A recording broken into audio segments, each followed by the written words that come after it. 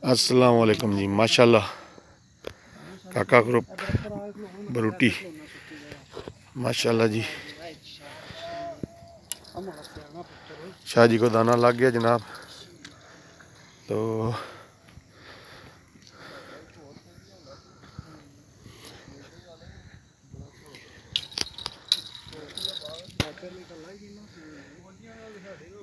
शाह जी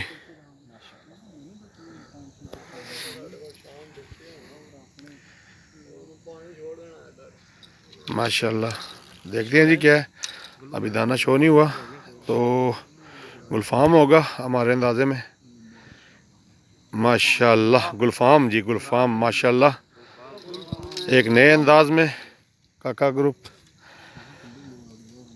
इस्माइल भाई तैयार हैं जनाब कैचर डालने के लिए। फरहान भाई, वकास भाई, अली भाई माशाल्लाह माशाल्लाह बहुत ही खूबसूरत साइज़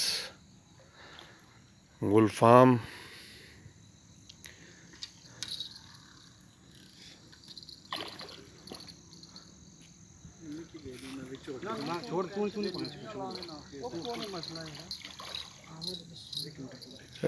माशाल्लाह इधर ले आए इस्माइल भाई, इधर इधर लेकर आए, इधर इधर इधर इधर। माशाल्लाह माशाल्लाह जी माशाल्लाह। ये देखें जी माशाल्लाह।